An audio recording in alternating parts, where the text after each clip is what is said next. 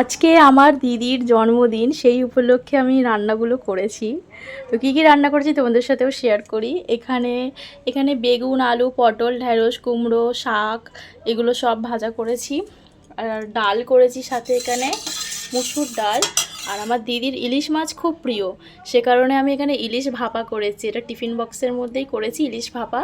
আর এখানে করেছি সর্ষে দিয়ে চিংড়ি, এটাও আমার দিদির খুব ফেভারেট। সর্ষে দিয়ে চিংড়ি, সর্ষে পোস্ত সব দিয়ে। আর এখানে করেছি ইলিশ মাছ, বেগুন দিয়ে একটা পাতলা ঝোল। আর করেছি এখানে আমড়ার চাটনি। আর করেছি এখানে পায়েস আমি প্রথমবার বানালাম আজকে দিদির জন্য। আর এখানে পাঁপড় ভাজা। তো এই ছিল আজকের আমার মেনু। আমার খুব তাড়া আছে, সে কারণে আমি কোনো রান্না করতে করতে ভ্লগ করতে পারিনি, ভিডিও নিয়ে নিয়ে একেবারে রান্না করে আর তোমাদেরকে দেখাচ্ছি, কারণ আমার আজকে বেরোতে হবে। তো এইগুলোই আজকে দিদির জন্য আমি করেছি। মাংসটা করিনি, ইলিশ মাছ করেছি, হয়তো রাতে হতে পারে। তো দিদিকে চলো খেতে দিই।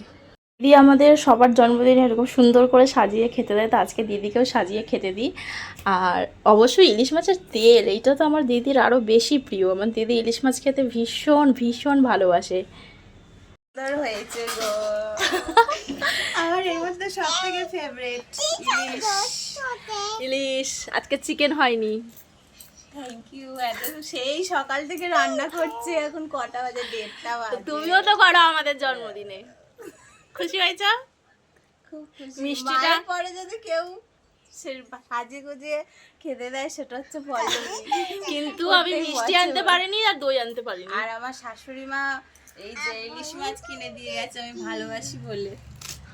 আমি আজকে একা একা বলো প্রথম, মানে পায়েসটা সত্যি একা একা এই প্রথম জানি করলাম। আমি ইলিশ খেতে আর ভালোবাসি। ইলিশটাও ভয়ে ভয়ে করেছি, এবার জানি না কেমন হয়েছে।